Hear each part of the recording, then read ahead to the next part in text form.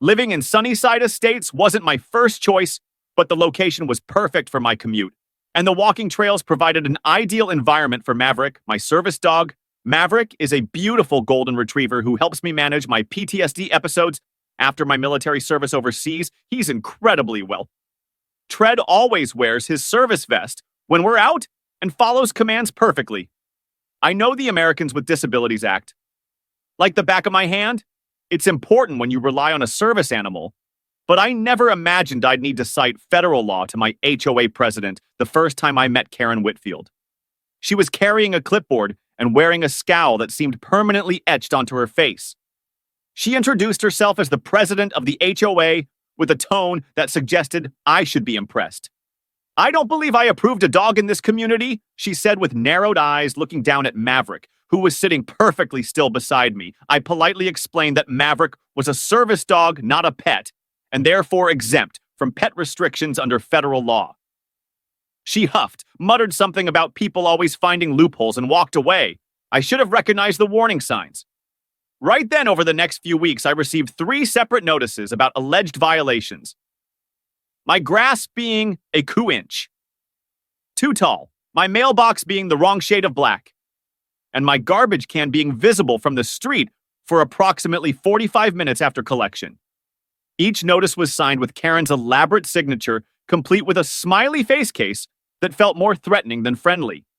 I complied with everything, not wanting to cause trouble, but I had a feeling these petty infractions were just the beginning. Then came the HOA meeting, where Karen proposed a new rule, requiring all animals, including service animals, to be registered with the board and to wear HOA-approved identification, when I raised my hand and mentioned that this conflicted with the Americans with Disabilities Act.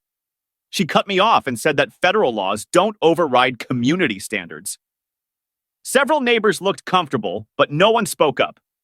After the meeting, Karen approached me and whispered, "If you want to be difficult, I can be difficult too." Her breath smelled like coffee and intimidation. The following weekend, I was enjoying a peaceful morning on my front porch, with Maverick resting at my feet. I was reading the newspaper when a shadow fell across my lawn. Karen stood there in her signature khaki shorts and polo shirt, holding a spray bottle.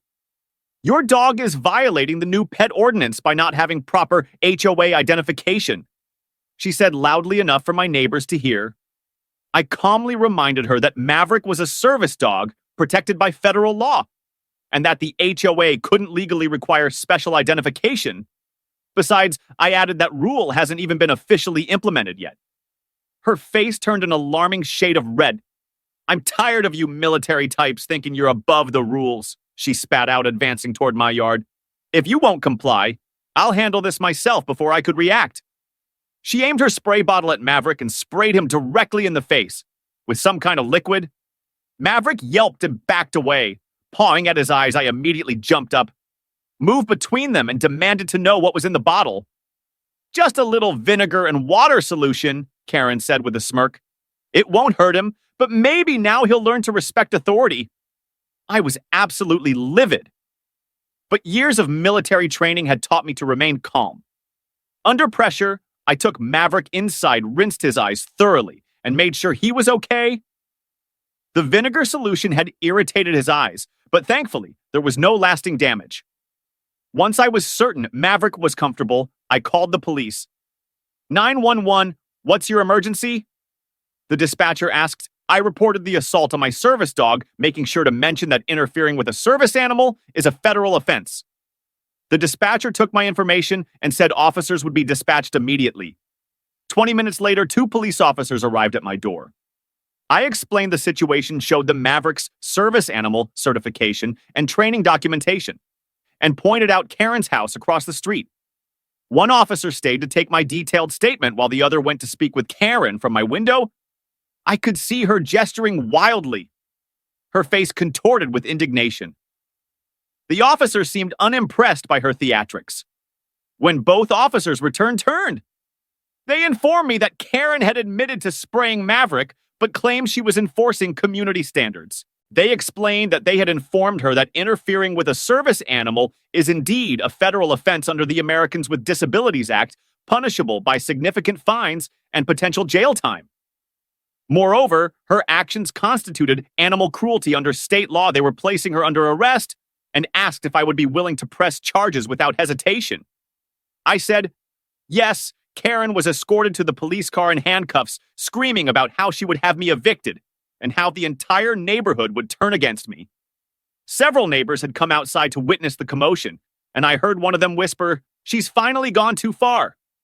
Another neighbor approached me afterward and apologized for not speaking up at the meeting. We've all been intimidated by her for too long. She admitted glancing at Maverick, who had recovered from his ordeal and was back to his calm, attentive self. The legal process moved surprisingly quickly. Karen was charged with interference with a service animal, animal cruelty, and harassment. Her initial court appearance was a spectacle. She arrived in designer clothes with an expensive lawyer who looked increasingly uncomfortable. As the evidence mounted against her, the judge was particularly stern when reviewing the case, noting that community rules never supersede federal law, especially when it comes to disability accommodations. While awaiting trial, an emergency HOA meeting was called. I attended with Maverick, and to my surprise, nearly every homeowner in the community showed up. The vice president of the board called for a vote of no confidence in Karen's leadership, citing her reckless actions that have exposed our community to legal liability. The vote was unanimous.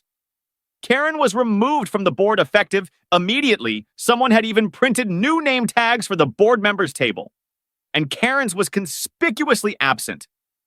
The criminal case concluded with Karen pleading guilty to a reduced charge in exchange for avoiding a longer jail sentence. The judge sentenced her to 30 days in county jail, a $5,000 fine, 200 hours of community service at an animal shelter, and mandatory education classes on disability rights. As the sentence was read, Karen's face siled through shock, anger, and finally a dawning realization of the consequences of her actions. But I was just enforcing the rules. She protested weakly as the bath approached. The judge leaned forward and replied the most important rule. Miss Whitfield is to respect the law of the land, which protects service animals and the people who depend on them, as Karen was led away to begin her jail term. Our eyes met briefly across the courtroom. The entitlement and superiority that had once defined her expression were gone, replaced by the humbled look of someone who had finally encountered a rule she couldn't bend or break. She mouthed something that might have been, "This isn't over." But we both knew it was. Maverick sat beside me, perfectly poised and attentive. The very image of the service dog professional he was. I reached down to scratch behind his ears, and he leaned into my hand, a small gesture of partnership that had weathered an unexpected storm and come out stronger on the other side.